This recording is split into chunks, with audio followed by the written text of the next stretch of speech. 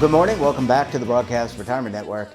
I'm Jeff Snyder. This is BRN AM for Wednesday, January 18th, 2023. And our top story today, social media use may affect youth brain development. Joining me now to discuss this and a lot more, Cara Ann Fox is a graduate student and was the lead researcher at the University of North Carolina, Chapel Hill. Well, Cara, it's good to see you. Thanks so much for joining us on the program this morning. Yeah, thank you so much for having me. All right, let's talk about the research that you and the team did at UNC, and it's about the brain changes around social media. How prevalent is this? I mean, we all use our phones. I have mine right here. I'm not scrolling through social media, by the way. But how much change does it really do to your brain from your research? Yeah, so what we found is two different trajectories of brain development associated with differences in how often somebody checks social media at a young age. So they were different at the start of the study, which is interesting because that kind of suggests to us that this might be starting even earlier than we were. So kids that were about 12, 13 filled out some surveys indicating how much they check social media a day.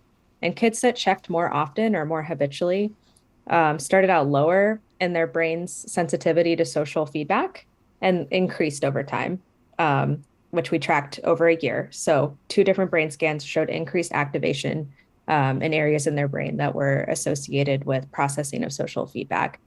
And the other group that was moderate to low checking started out higher in social sensitivity and decreased over time.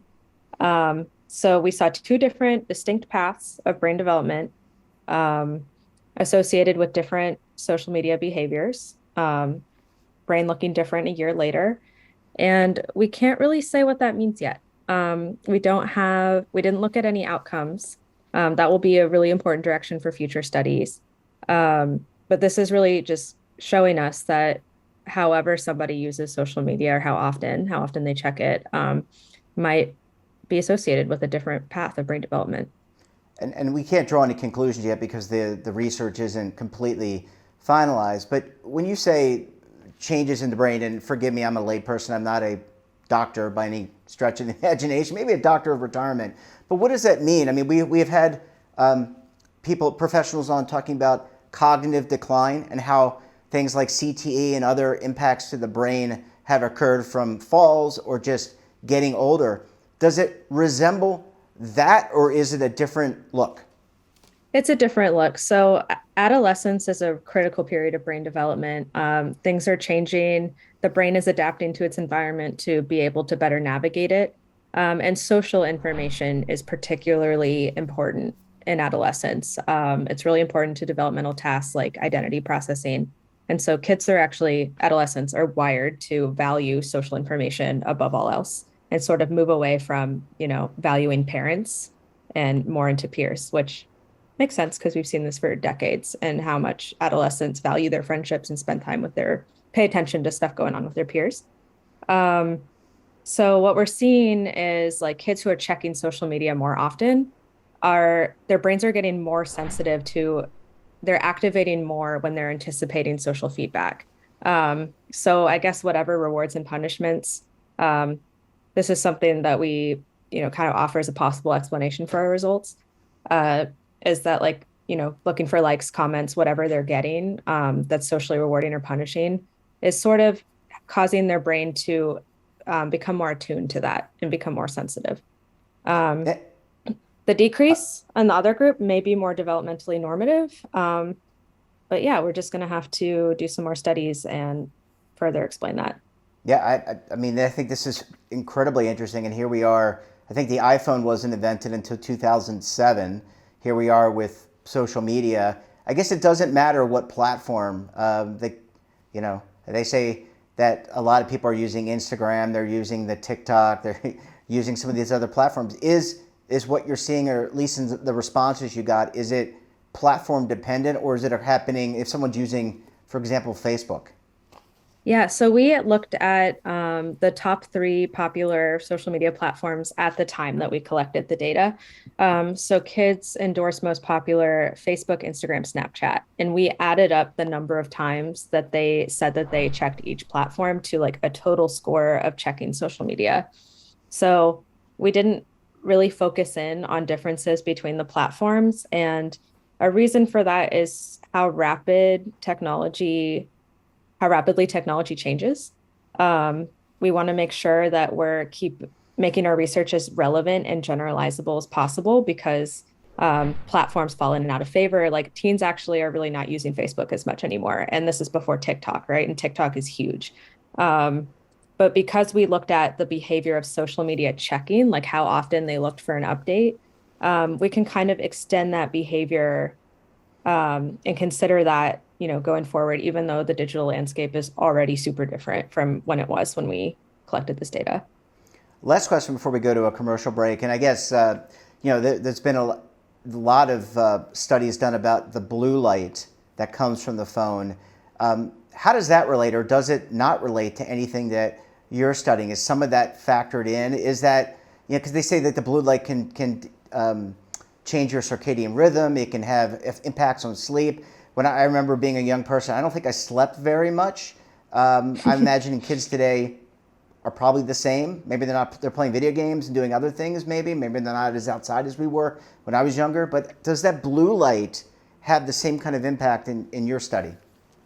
Yeah, we didn't look at blue light in our study. We focused on the habitual checking behavior.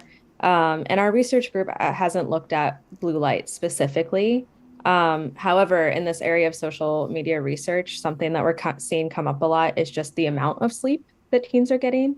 And if they're checking social media a lot, like we didn't account for when that's happening. So like, are they doing it a lot at night? Is it keeping them from going to bed? Are they waking up in the middle of the night and checking it? Because those are all like nuances and variations on the behavior that are probably really important, and would result in differences. But that's just something that we would need to study in the future. As far as blue light, like I can't really speak to blue light specifically, but Sure. social media and technology can interrupt or influence sleep patterns in a lot of different ways. And so checking, I think, could do that. So looking more specifically at that in the future will be important. Yeah. And Yeah. sorry, I was going to say like parents ask a lot of times people will ask me like, what would you tell parents and policymakers or educators? And I think sleep is one of the biggest targets that is like easy to set a limit on. Like no, like cutting off phone at bedtime at some point, just so kids, can protect their sleep integrity a little bit. Yeah, really important. You need that time to refresh, and you need it more as you get older too. Cara, I need to take a very quick break. When we come back, we'll talk more about the impact of social media on young brains and maybe old brains like mine. You're going to want to stay tuned right here on BRN AM.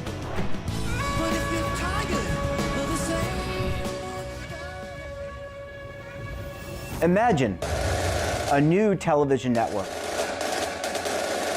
that will make you richer, healthier, and in control of your financial future.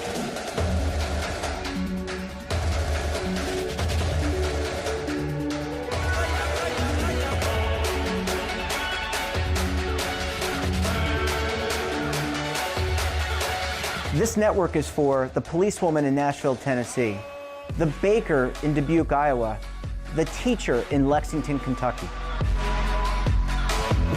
We want to make the idea of savings and retirement culturally relevant. But what do you see as a defining issue of the midterms? Especially for the smaller businesses. I mean, they are the lifeblood of the American economy.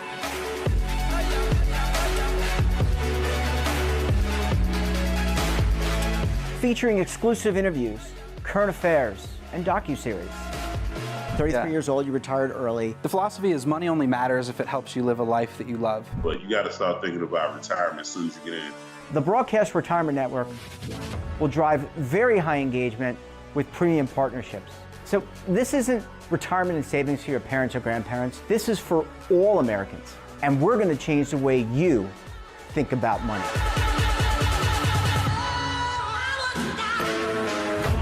Welcome to the next frontier of retirement and savings. This is BRN, the Broadcast Retirement Network. Are you stuck with a low credit score? A credit report and score that's causing you to be denied credit or pay higher interest rates than others for the same things? Then do what Terrence did and call Credit Repaired for your free credit evaluation to help restore your credit. I started thinking about buying a new house, and my score wasn't where I needed it to be. I called and spoke with one of the representatives, and we just had a good conversation, and I liked what he was saying. Just one call for his free credit evaluation was all it took to start back on the track to repairing his credit. I'm seeing the deletions and I'm getting the report, so I know something's being done.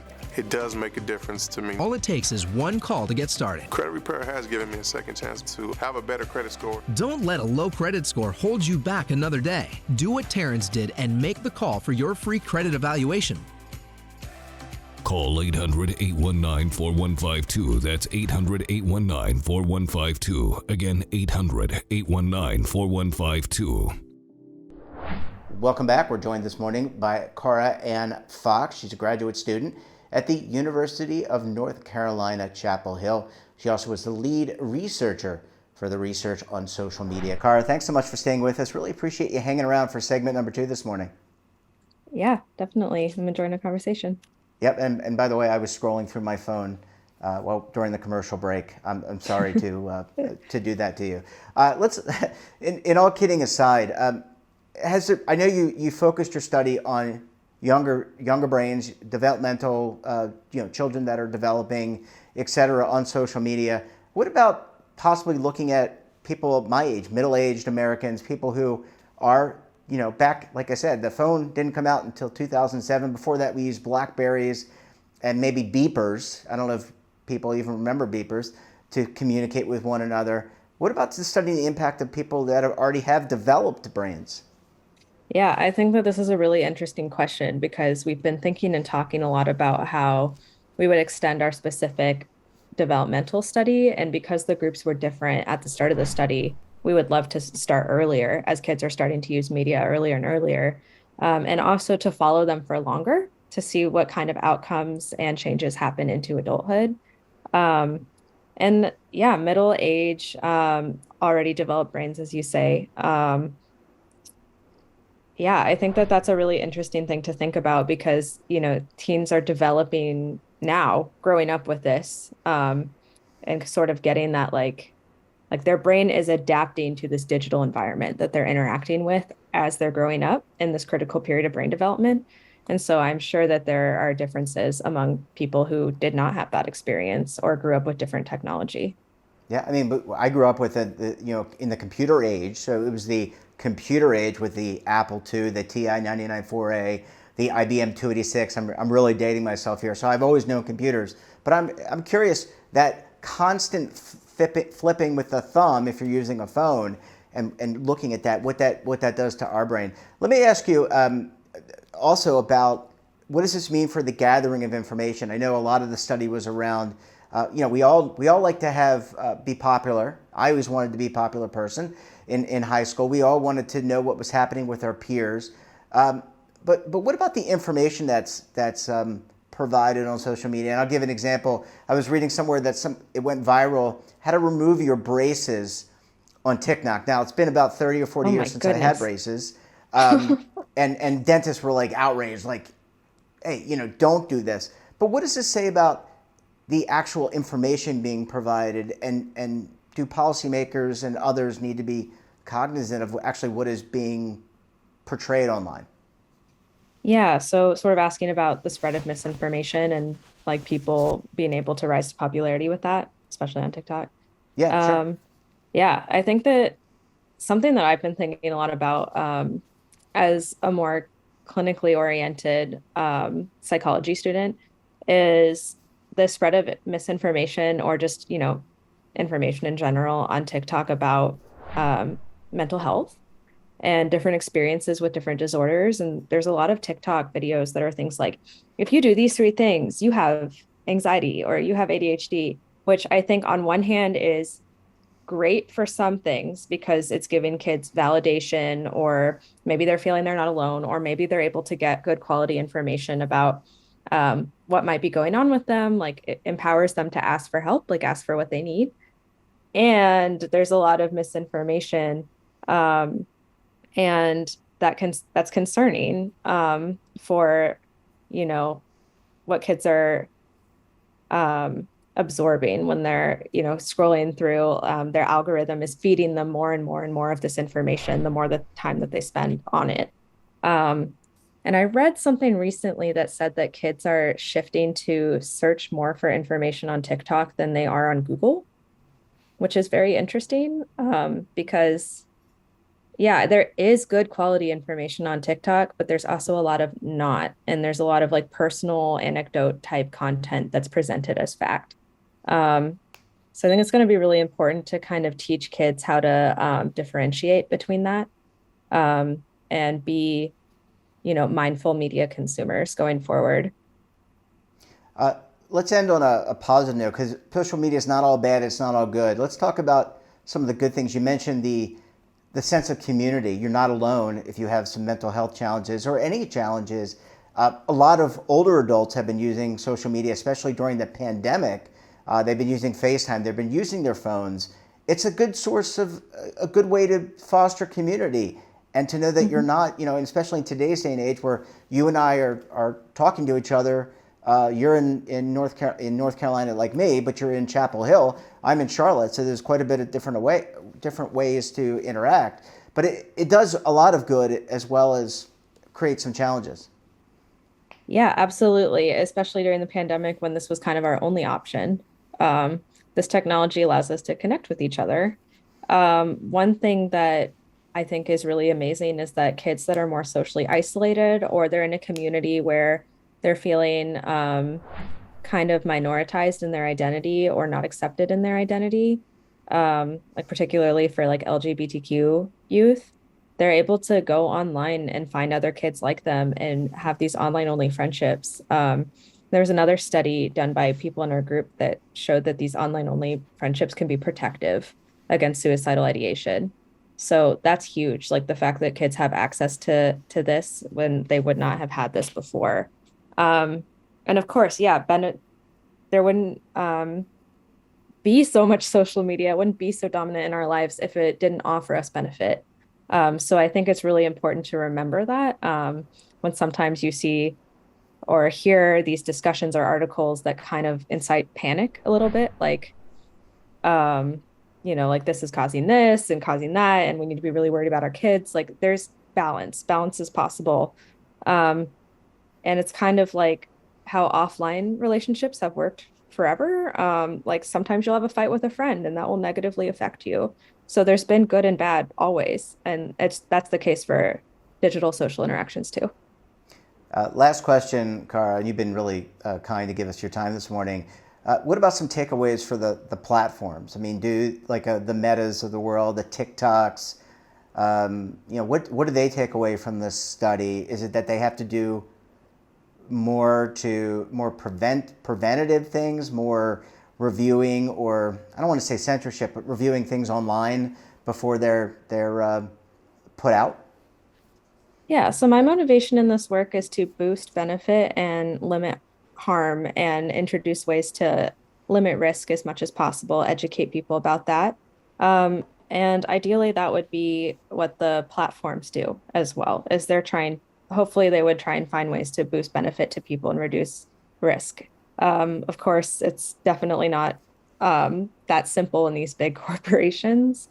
But if they do have the ability to get all of this valuable information about how people are using their platforms, and we saw a couple of years ago how Instagram, they were collecting information on Instagram and that it was harming girls and not necessarily sharing that widely.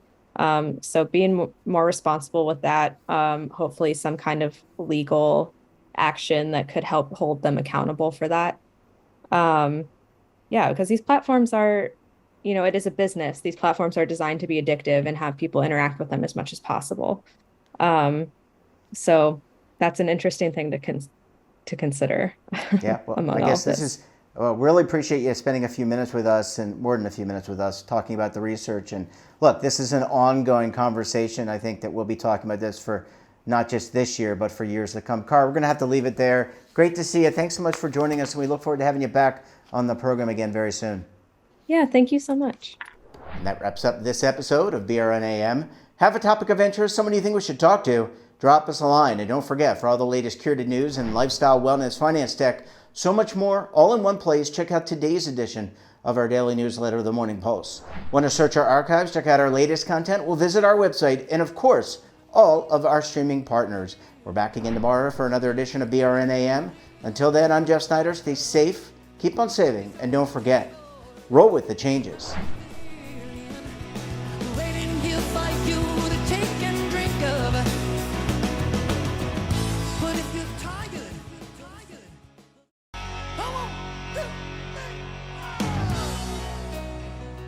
Now is your opportunity to co-create content around any topic on the first lifestyle and wellness network. Reach a global audience through our platform and co-own exclusive branded content.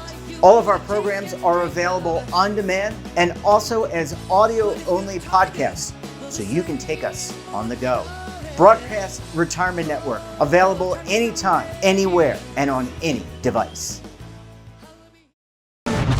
Tax audits, tax liens, wage garnishments. Every day we hear stories like this about good folks who are simply struggling to pay their bills. Each of them are living a frightening IRS tax nightmare, and they are afraid it will destroy their lives. I'm a divorced single mom, and my ex-husband left me and the kids with a lot of unpaid bills, including unpaid taxes. I was really starting to show my stress on my kids because the IRS had sent me a letter demanding a huge payment from me. I couldn't afford it. So then the IRS was threatening to garnish my wages. I'm already living paycheck to paycheck. That would have put me over the edge financially. It truly seemed hopeless, but then a friend at work told her to call the tax relief line. The people at the tax relief line, they told me about something called innocent spouse relief. They worked it out so that all of the taxes from my ex are not my problem. I don't know how that works, and I don't care. All I care about is that I don't owe the IRS a dime, and they are not going to take my paycheck. Even if it seems hopeless, you should call the number on your screen right now. There is absolutely no cost for the call or the consultation. You are under no obligation. If you are worried that the IRS could garnish your wages, seize your assets, even take your home, call us right now. The Tax Relief Line is here to help you. Now you have a knowledgeable, professional team of tax experts that are ready to negotiate with the IRS and fight for you to save you money. The Tax Relief Line's professionals have successfully negotiated thousands of cases, reducing and sometimes even eliminating the tax debt for their clients. It's very easy to get started. Simply call the number on your screen right now. You don't have to live in fear anymore. The call and the consultation are free.